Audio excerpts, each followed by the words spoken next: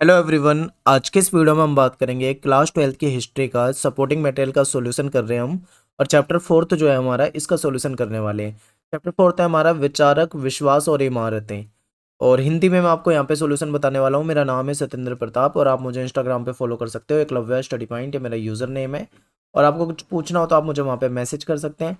और ये जो मैं आपको सपोर्टिंग मटेरियल कराने वाला हूँ ये टोटली हिंदी में होगा, ठीक है।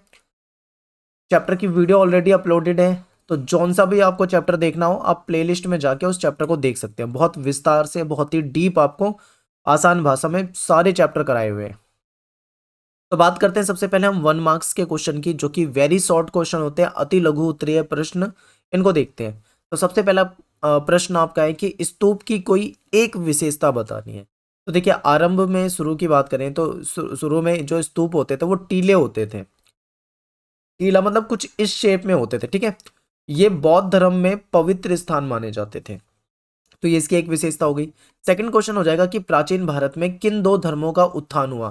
तो प्राचीन भारत में जैन धर्म और बौद्ध धर्म, इन दो धर्मों का उत्थान हुआ था, ठीक है। क्वेश्चन नंबर थर्ड है कि छठी शताब्दी ईसा पूर्व से भारत में जैन और बौद्ध धर्म के उदय के दो कारण बताइए।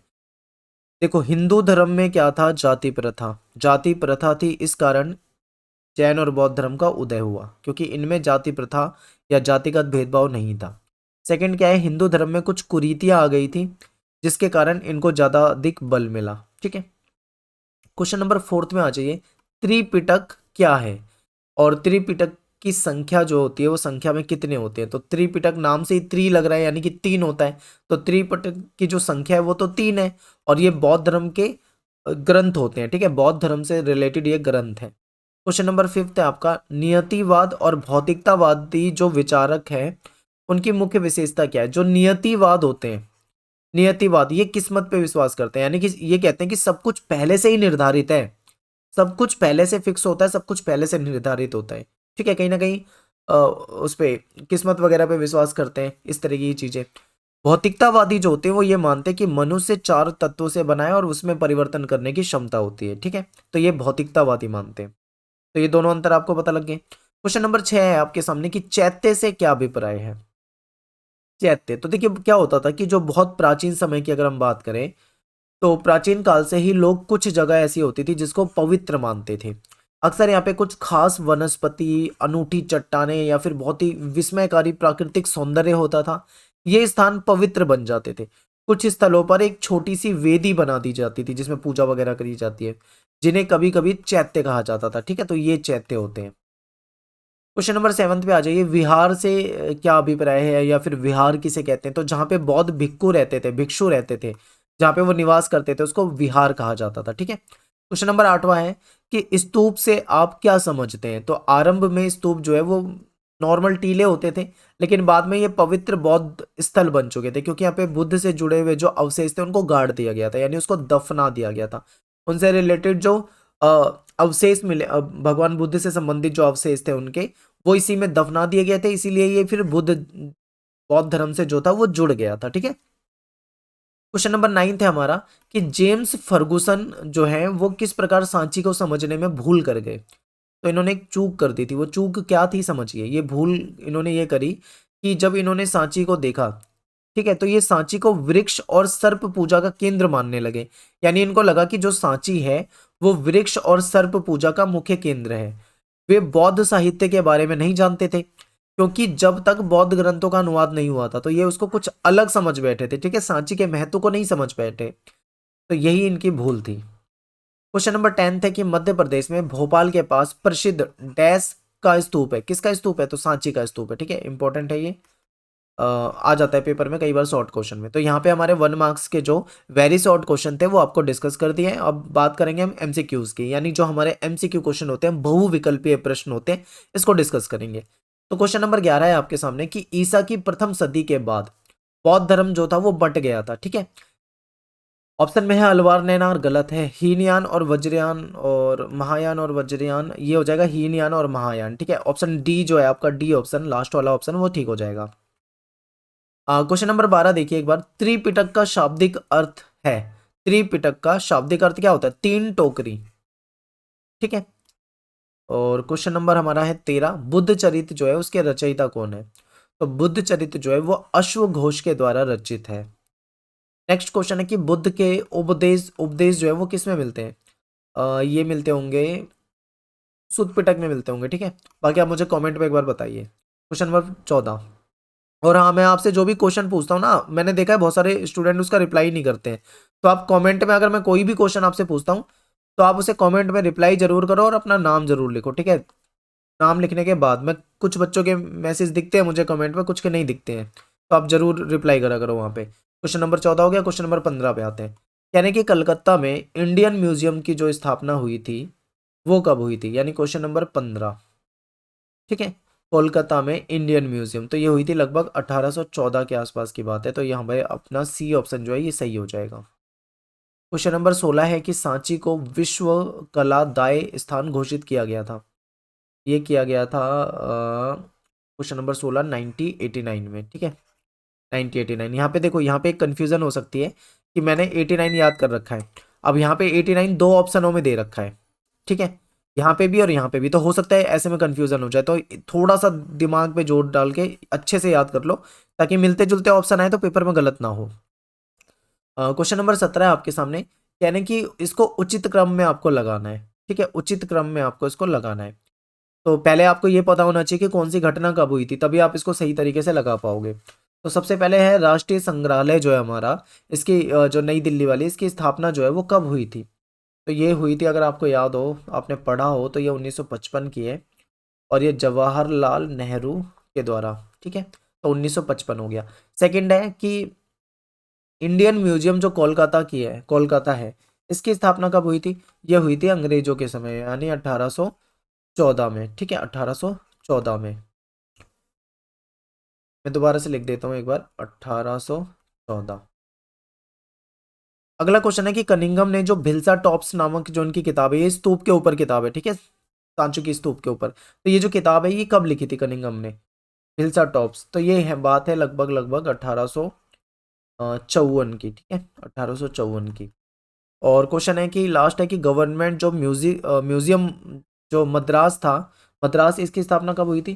तो ये हुई थी 1851 में, 1851 में, ठीक है।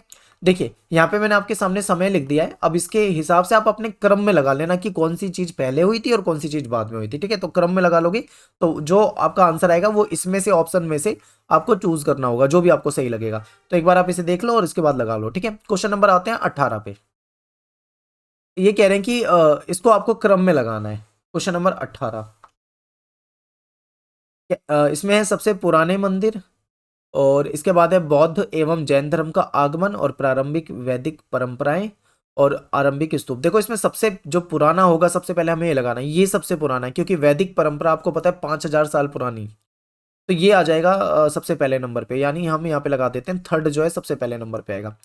इसके बाद जब ये वैदिक परंपरा के बाद बौद्ध और जैन धर्म आए थे, आपने ये पढ़ा होगा, तो ये आ जाएगा हमारा सेकंड नंबर पे। और जब बौद्ध और जैन धर्म आए थे उसके बाद जो है, उसके बाद जो है वो आरंभिक स्तूप मिले, यानी कि ये जो फोर्थ है ये आ जाएगा, ठीक है। इसके बाद जो बच गया वो सबसे लास्ट में आ जाएगा, यानी जो सबसे पुराने मंदिर मिले हैं वो फर्स्ट फर्स्ट जो है ये सबसे लास्ट में आ जाएगा, ठीक है। तो ये इसका क्रम हो जाएगा, आपको यही क्रम लिखना था। और अब आप यहाँ पे देख सकते हैं और उसको सही सही जो भी आपको सही लगता है इसके हिसाब से वो कर सकते हैं, ठीक है। क्वेश्चन नंबर 19 पे आइए, इसको हमें मैच करना है। तो इसमें क्या होता है, जो सबसे आसान लगे वो सबसे पहले मैच कर लेते हैं। तो इसमें देखो, जैसे कि वैदिक देवता, आपको पता है कि अग्नि और जो सोम है, अग्नि सोम और एक इंद्र, ये क्या है, ये वैदिक देवता है, ठीक है। तो हम इसको मैच कर लेते हैं। इसके बाद जो स्तूप है, स्तूप स्तूप में हर्मिका होती थी, छज्जे जैसा एक आकृति होती थी, ठीक है। और जैन धर्म जो है, जैन धर्म में क्या होते हैं, जैन धर्म में तीर्थकर होते हैं।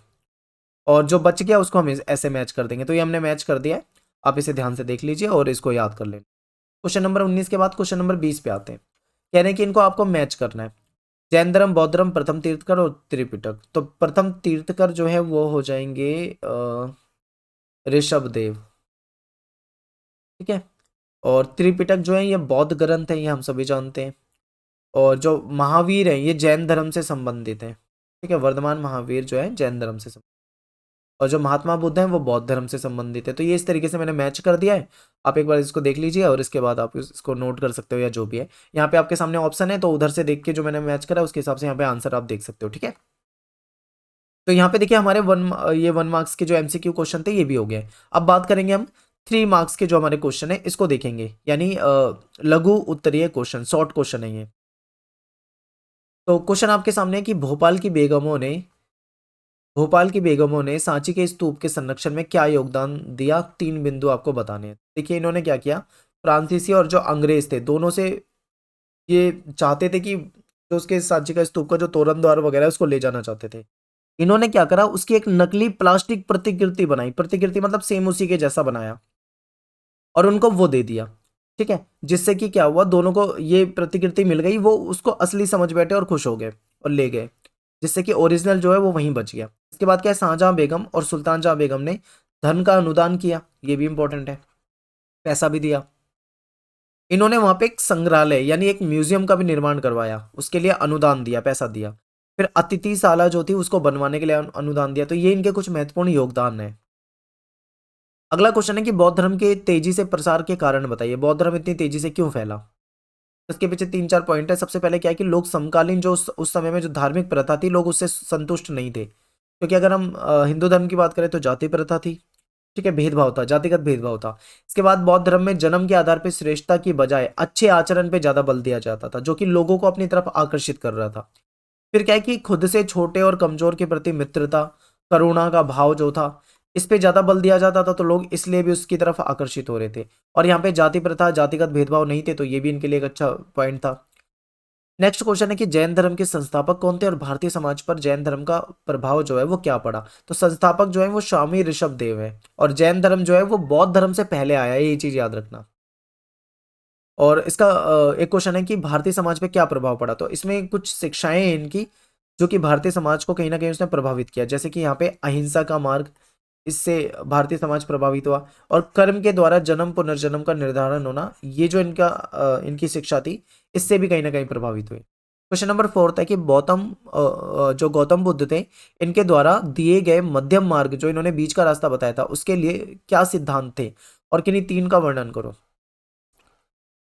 तो देखिए, बुद्ध के अनुसार राजा और गृहपति को दयावान होना चाहिए, अहम और इच्छा को त्याग देना चाहिए, और खुद ही मुक्ति का रास्ता ढूंढना चाहिए। ठीक है, इन्होंने ये कहा था कि हम क्या करते हैं, या तो बहुत ज्यादा तपस्या करते हैं, कठोर तप, या फिर हम बिल्कुल अच्छी जिंदगी में रहते हैं। तो कह रहे हैं ये ना तो हमें बहुत ज्यादा अपने आप को तकलीफ देनी है और ना ही बहुत ज्यादा लग्जरी में रहना है, हमें एक मध्यम मार्ग अपनाना है दोनों के बीच का।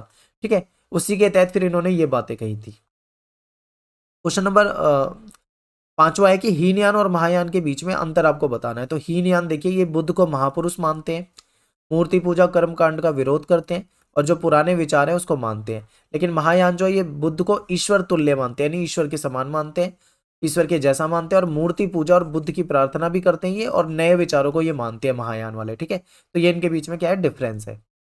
नेक्स्ट क्वेश्चन है कि बौद्ध कालीन मूर्तिकला की मुख्य विशेषताएं क्या थी। जो बुद्ध के समय की जो मूर्तिकला है उसकी विशेषता बतानी है और उसका उल्लेख करना है आपको। तो कई मूर्तिकारों ने बुद्ध को मानव रूप में ना दिखाकर प्रतीकों से उन्हें को दर्शाया है। ठीक है, हर प्रतीक का अपना एक विशेष एक अर्थ होता था, और ये प्रतीक जो है ये कहीं ना कहीं बुद्ध के जीवन से संबंधित था। ठीक है, तो ये हो जाएगा हमारे 3 पॉइंट। और क्वेश्चन नंबर 7 पे आ जाइए, स्तूप की रचना किस प्रकार की जाती थी। तो स्तूप जो होते थे वो दान से बनाए जाते थे। ठीक है, जो भी पैसा कलेक्ट होता था दान के द्वारा, उससे बनाए जाते थे। इसमें क्या होता था, एक टीले की आकृति होती थी इस तरीके से, अर्ध गोलाकार, इसमें स्तूप बनाए जाते थे, और इसमें तोरण द्वार भी बनाए जाते थे। आपने देखा होगा सांची के स्तूप में कुछ इस तरीके से तोरण द्वार भी बने हुए हैं। और इनके चारों तरफ क्या होता था, घेरा लगाया जाता था, एक बाड़ लगा दी जाती थी, जिससे कि मतलब एक मतलब डिवाइडर सा बन जाए। ठीक है, तो ये होता था स्तूप, इस तरीके से इसकी रचना होती थी। शुरू में स्तूप क्या होते थे, कच्चे होते थे, लेकिन बाद में उसको समय के साथ उनको पक्का और पत्थरों से भी बनाया जाने लगा। क्वेश्चन नंबर 8 है आपका कि छठी शताब्दी ईसा पूर्व को भारतीय इतिहास में महत्वपूर्ण क्यों माना जाता है। तो इस समय में जैन धर्म का उदय हुआ, बौद्ध धर्म का उदय हुआ, ये दोनों धर्म सामने आए, और प्रारंभिक जो उपनिषद थे वो भी इसी समय के दौरान रचे गए थे, तो ये महत्वपूर्ण हो जाएगा। नेक्स्ट क्वेश्चन है कि बौद्ध संघ में भिक्खु और भिक्खुनी को किन नियमों का पालन करना पड़ता था। तो भिक्खु और भिक्खुनी से जो संबंधित नियम है वो विनय पिटक में दिए हुए हैं।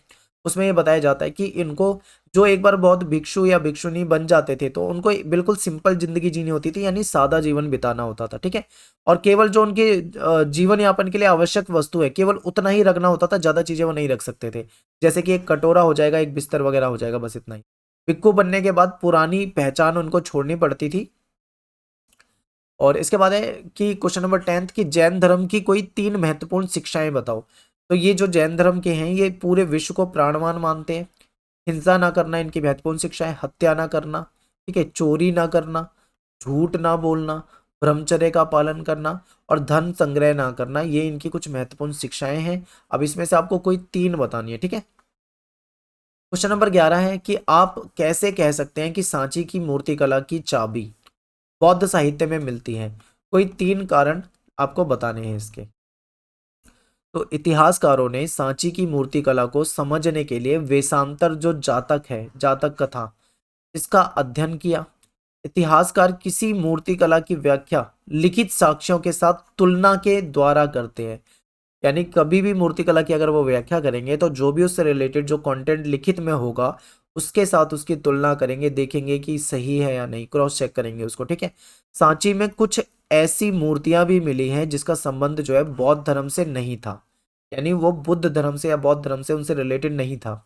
इतिहासकारों ने यह पता लगाया जो लोग बौद्ध धर्म में आए उन्होंने बुद्ध पूर्व और बौद्ध धर्म से पहले दूसरी प्रथा और विश्वास को मानते थे। बिल्कुल सही है, क्योंकि जो बौद्ध धर्म में आए थे वो बौद्ध धर्म में आने से पहले ज्यादातर वो सभी हिंदू धर्म से ही होते थे, यानी दूसरी जो परंपराएं होती थी, जो प्रथा, जो विश्वास थे उसको मानते थे। बाद में वो उससे हटकर वो बौद्ध धर्म में जुड़े थे, ठीक है। तो ये क्वेश्चन नंबर 11 के बाद क्वेश्चन नंबर 12 पे आ जाओ। वैष्णववाद विचारधारा की 3 महत्वपूर्ण विशेषता बताओ। तो देखिए वैष्णववाद में जो भगवान विष्णु है इनको महत्वपूर्ण देवता माना जाता है। इसमें 10 अवतार की बात की गई है, ठीक है, 10 अवतार की कल्पना की गई है जिसे दशावतार कहा जाता है। कई अवतार को मूर्तियों के रूप में दिखाया गया है, कई बार इन्हें मनुष्य के रूप में भी दिखाया गया है, ठीक है, मनुष्य के रूप में भी इनको दिखाया गया है। क्वेश्चन नंबर 13 है कि स्तूप जो होते हैं वो किस धर्म से संबंधित होते थे और इन्हें क्यों बनाया जाता था, और कोई 2 कारण दीजिए। तो ये जो है ये वैसे स्तूप जो होते थे पहले किसी भी धर्म से संबंधित नहीं थे, लेकिन बाद में इनका जुड़ाव बौद्ध धर्म से हो गया था, ये बात याद रखना, ठीक है। तो स्तूप जो है वो बौद्ध धर्म से संबंधित है। क्या हुआ था कि जब भगवान बुद्ध की मृत्यु हुई थी तो उनके कुछ अवशेष जो थे वो इसमें गाड़ दिए गए थे, यानी इसमें दफना दिए गए थे, ठीक है। स्तूप बनाने की जो परंपरा है वो पहले से ही थी, लेकिन बाद में बौद्ध धर्म से ये जुड़ गई थी। क्वेश्चन नंबर 14, जो ये कह रहे हैं कि 600 ईसा पूर्व से 600 ईस्वी तक के भारतीय दर्शन की कोई 3 विशेषता आपको बतानी है। देखिए इस दौरान जैन धर्म, बौद्ध धर्म जो थे ये अस्तित्व में आ चुके थे। प्रारंभिक उपनिषद की रचना भी इसी काल के दौरान हुई थी। आरंभिक स्तूप भी हमें इसी काल के दौरान के मिलते हैं। महायान मत का विकास भी हमें इसी समय का दिखता है। वैष्णववाद, शैववाद, देवी पूजन परंपरा, ये सब हमें इसी काल के दौरान देखने को मिलती है। तो इसमें से आपको 3 ही पॉइंट बताने थे, कोई काफी सारे बता दिए, कोई 3 पॉइंट आप यहाँ बता सकते थे। क्वेश्चन नंबर 15 है कि बौद्ध ग्रंथ किस प्रकार तैयार एवं संरक्षित किए जाते थे। तो भगवान बुद्ध की मृत्यु के बाद उनके शिष्यों ने एक सभा वैशाली में बुलाई थी। वहां पर ही उनकी शिक्षाओं का संकलन किया गया और इस संग्रह को, जो भी ये कलेक्शन था, उसको त्रिपिटक का नाम दिया गया, ठीक है। तो यहाँ पे हमारे जो नहीं, शॉर्ट क्वेश्चन जो थे, जो कि 3 मार्क्स वाले थे, वो यहाँ से कवर हो जाते हैं, ठीक है। अब हम बात करेंगे 8 मार्क्स के जो हमारे इंपॉर्टेंट क्वेश्चन है उसको डिस्कस करेंगे। ये लॉन्ग क्वेश्चन है, ठीक है। तो चलिए देखते हैं। सबसे पहला क्वेश्चन है कि जैन धर्म की उत्पत्ति, इनकी शिक्षाएं तथा विस्तार की जानकारी दीजिए। जैन धर्म की हमें उत्पत्ति बतानी है, इसकी शिक्षा बतानी है और इसका विस्तार को बताना है। देखिए जैन धर्म जो है इसकी संस्थापक जो है वो स्वामी ऋषभदेव, ठीक है, ये इसके संस्थापक हैं और प्रथम तीर्थकर के रूप में जाने जाते हैं। जैन धर्म बौद्ध धर्म से पहले आया था, ये आपको याद रखना, कई बार बच्चे कंफ्यूज रहते हैं बौद्ध धर्म और जैन धर्म में कौन सा पहले आया था। तो जैन धर्म पहले आया था। जब जैन धर्म के जो 24वें तीर्थकर जो हम पढ़ते हैं वो भगवान बुद्ध के समकालीन थे, तो आप समझिए कि जब उसके इससे पहले, यानी भगवान बुद्ध के समकालीन ये थे, तो इनसे पहले भी तो 23 तीर्थकर रह चुके हैं, यानी कि वो उससे बहुत पहले आया होगा, ठीक है। के बाद क्या है कि जैन धर्म में 24 तीर्थकर हुए। 24वें तीर्थकर जो थे वो महावीर जी थे। और जैन धर्म की शिक्षाएं देखिए। जैन धर्म के अनुसार संपूर्ण विश्व को ये प्राणवान मानते हैं। ये माना जाता है कि पत्थर, चट्टान और जल में भी जीवन मानते हैं और जीवों के प्रति अहिंसा, ठीक है, खासकर इंसान और जानवरों, पेड़ पौधों और कीड़े मकोड़ों को ना मारना जैन दर्शन का मेन जो केंद्र बिंदु है। इनकी शिक्षाएं जो है वो हिंसा ना करना, हत्या ना करना, चोरी ना करना, झूठ ना बोलना, ब्रह्मचर्य का पालन करना और धन संग्रह ना करना, ये इनकी कुछ महत्वपूर्ण शिक्षाएं हैं। अब बात करते हैं जैन धर्म के विस्तार की। तो जैन धर्म जो है भारत के कई हिस्सों में फैल गया और भारत से अन्य देशों में भी ये फैला, लेकिन बौद्ध धर्म के जितना ये नहीं फैल पाया था। और बौद्धों की तरह जैन विद्वानों ने प्राकृत, संस्कृत, तमिल जैसी अनेक भाषाओं में बहुत ज्यादा साहित्य का सृजन किया है। तो जैन साहित्य जो हमें प्राकृत, संस्कृत और तमिल भाषा में मिल जाते हैं। तो यहाँ पे हमारा क्वेश्चन फर्स्ट हो जाता है। अब बात करते हैं क्वेश्चन नंबर सेकंड पे। तो सेकंड क्वेश्चन है कि पौराणिक हिंदू धर्म का उदय किस प्रकार हुआ, इसकी मुख्य विशेषताएं जो है वो बताइए। इंपॉर्टेंट क्वेश्चन है। तो देखिए, पौराणिक हिंदू धर्म का उद्देश्य वैदिक धर्म को सरल करके आम जनता के सामने प्रस्तुत करना था। ठीक है, वैदिक धर्म को और ज्यादा सरल बनाना था। इसका वर्णन पुराणों में मिलता है। इसमें क्या है, वैष्णव और शैव परंपरा शामिल है। वैष्णव आप जानते हो जिसमें भगवान विष्णु को मुख्य देवता माना जाता है और शैव में भगवान शिव को, ठीक है, मुख्य देवता माना जाता है, परमेश्वर माना जाता है। इसमें विशेष देवता की पूजा को खास महत्व दिया जाता था। इस प्रकार की आराधना में उपासना और ईश्वर के बीच का रिश्ता जो था वो प्रेम और समर्पण का रिश्ता होता था। इसको भक्ति कहा जाता है। ठीक है, ईश्वर और भक्त के बीच में जो रिश्ता होता है वो प्रेम और समर्पण का होता है। इसी को क्या कहा जाता है, भक्ति कहा जाता है। वैष्णववाद जो है इसमें 10 अवतार की कल्पना की गई है। कहा जाता है कि जब धरती पे पाप बढ़ता है तो ऐसे में ईश्वर जो है वो उस पाप का नाश करने के लिए विभिन्न अवतारों में आते हैं। ठीक है, ये कहते हैं कि तब विश्व की रक्षा के लिए भगवान जो है अलग अलग रूपों में अवतार लेते हैं। इसी को 10 अवतार की कल्पना के नाम से हम जानते हैं। ये अलग अलग अवतार जो है देश के अलग अलग हिस्सों में काफी लोकप्रिय हैं। कई अवतारों को मूर्तियों का रूप भी में भी दिखाया जाता है। शिव को उनके प्रतीक लिंग के रूप में दिखाया जाता है। आप शिवलिंग देखते हैं ना, तो शिवलिंग देखिए यहाँ पे क्या है, हमारे हिंदू धर्म से रिलेटेड बहुत सारी मतलब भ्रांतियां फैलाते हैं कुछ विशुद्ध लोग। वो शिवलिंग को एक प्राइवेट पार्ट की तरह बताते हैं, जो कि गलत है। लिंग का मतलब यहाँ पे प्रतीक से है। ठीक है, प्रतीक मतलब किसी चीज से को दर्शाने के लिए प्रतीक का जो हम यूज करते हैं। तो शिवलिंग जो है वो प्रतीक है, ना कि कुछ इस तरीके की चीजें। तो आप हमेशा ध्यान रखें, इन सब चीजों का सम्मान करें। इसके बाद क्या है कि कई बार शिव को मनुष्य के रूप में भी दिखाया गया है। तो ये भी इंपॉर्टेंट है, ये पॉइंट बिल्कुल याद रखना, क्योंकि ये क्वेश्चन जो है ये आ सकता है पेपर में, इंपॉर्टेंट क्वेश्चन है। ठीक है, और इसके बाद बात करते हैं क्वेश्चन नंबर थर्ड। बौद्ध धर्म की भारतीय समाज और संस्कृति को क्या देन है, ये स्पष्ट करना है। तो बौद्ध धर्म की जो शिक्षा है और इसका भारतीय समाज और संस्कृति पर गहरा प्रभाव पड़ा है। भगवान बुद्ध ने मध्यम मार्ग को अपनाने की बात कही थी। इसमें धार्मिक आडंबरों को अस्वीकार किया गया है। ठीक है, मध्यम मार्ग अपनाना है और धार्मिक आडंबर नहीं मानने। बौद्ध दर्शन के अनुसार विश्व जो है अनित्य है। कह रहे हैं विश्व अनित्य है और यह हमेशा बदलता रहता है। ठीक है, यहाँ पे कुछ भी स्थायी या शाश्वत नहीं है, कुछ भी परमानेंट नहीं रहेगा, हमेशा उसमें बदलाव होते रहते हैं। इन्होंने कहा कि घोर तपस्या और विश्व शक्ति के बीच का जो मार्ग है हमको वो अपनाना है। ये जाति प्रथा को बौद्ध धर्म ने अस्वीकार किया है। जाति प्रथा को ये नहीं मानते, जातिगत भेदभाव को नहीं मानते, सबको ये समान मानते हैं। बुद्ध ने कहा कि समाज का निर्माण इंसानों ने किया है, ना कि ईश्वर ने। बुद्ध ने राजाओं और गृहपतियों को दयावान होने की सलाह दी है और बुद्ध ने अपने शिष्यों को निर्देश दिया। ये लाइन याद रखना, कई बार क्या हो जाता है पेपर में लाइन दे देते हैं, कहते हैं कि तुम सब अपने लिए खुद ही ज्योति बनो, क्योंकि तुम्हें खुद ही अपनी मुक्ति का रास्ता ढूंढना है। ये भगवान बुद्ध ने कहा था। तो इसका मतलब क्या है, ये पेपर में लाइन दे देंगे तो आप समझ जाना इसे, और आपको ये एक्सप्लेनेशन कर देना है। ठीक है, क्वेश्चन नंबर फोर्थ है कि बौद्ध धर्म के संगठन और नियमों पर संक्षेप में आपको प्रकाश डालना है। तो बुद्ध के शिष्यों का दल जो था वो तैयार हो गया, इसलिए उन्होंने संघ की स्थापना करी। जब काफी ज्यादा इनके शिष्य हो गए थे तो संघ की स्थापना की। ये लोग क्या करते थे, बिल्कुल सिंपल जिंदगी बिताते थे और इनके पास केवल वही चीजें होती थी जो जीवन जीने के लिए आवश्यक है। शुरू में क्या होता था, केवल पुरुषों को ही संघ में शामिल किया जाता था, लेकिन बाद में महिलाओं को भी इसमें शामिल करने की अनुमति मिल गई थी। एक बार जो भिक्खु बन जाता था वो अपनी पुरानी पहचान को छोड़ देता था, चाहे वो कुछ भी रहा हो। अब पुरानी पहचान खत्म और वो बौद्ध धर्म से जुड़ जाता। क्वेश्चन नंबर 5, स्तूप क्यों बनाए जाते थे। इनकी संरचना से संबंधित विशेषताओं पे प्रकाश डालना है। तो स्तूप जो है वो बौद्ध धर्म से संबंधित होते थे। भगवान बुद्ध से संबंधित अवशेष जो थे यहाँ पे दफना दिए गए थे। स्तूप बनाने की परंपरा जो थी वो पहले से थी, लेकिन बाद में ये बौद्ध धर्म से जुड़ गई थी। स्तूप की संरचना की बात करें तो ये इसका अर्थ होता है टीला, जो कि अंड भी कहा जाता है। ये इस तरीके का अर्धगोलाकार होता था। धीरे धीरे इसकी संरचना जो थी वो जटिल हो गई। शुरू में कच्ची होती थी, कच्ची संरचना होती थी, लेकिन बाद में इसमें कई चौकोर और गोल आकारों का संतुलन बनाया गया। अंड के ऊपर एक हर्मिका होती थी जो एक छतरी की तरह होती थी, ठीक है। ये छज्जे जैसा ढांचा होता था जो देवताओं के घर का प्रतीक होता था। किले के चारों ओर एक वेदिका होती थी जो पवित्र स्थल को सामान्य दुनिया से अलग करती थी। इसमें इसके तोरण द्वार बनाए जाते थे, इसको घेरा जाता था, अलग किया जाता था, डिवाइड किया जाता था। तो इस तरीके से ये रचना होती थी। बाद में इसमें क्या हुआ, धीरे धीरे तोरण द्वार भी बनाए गए और तोरण द्वार पे नक्काशी की जाने लगी, और ये स्तूप जो है बौद्ध धर्म में पवित्र स्थान माने जाने लगे, ठीक है। तो यहाँ पे जो है हमारे इंपॉर्टेंट क्वेश्चन खत्म हो जाते हैं, और यहाँ पे मैंने आपको चैप्टर 4 का सपोर्टिंग मटेरियल का सॉल्यूशन करा दिया है, जो कि आपको आसानी से नहीं मिलता है। कई सारे बच्चे कहते थे कि इसका सॉल्यूशन नहीं है। बाकी तो पॉलिटिकल साइंस के, ज्योग्राफी के या अन्य सब्जेक्ट के सॉल्यूशन आपको मिल जाते हैं सपोर्टिंग में, लेकिन हिस्ट्री के सॉल्यूशन आपको नहीं मिलते थे। इसीलिए मैंने आपके लिए ये सारा टाइप करके बनाया है।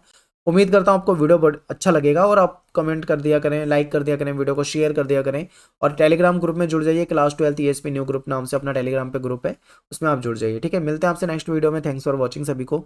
जय हिंद, जय भारत।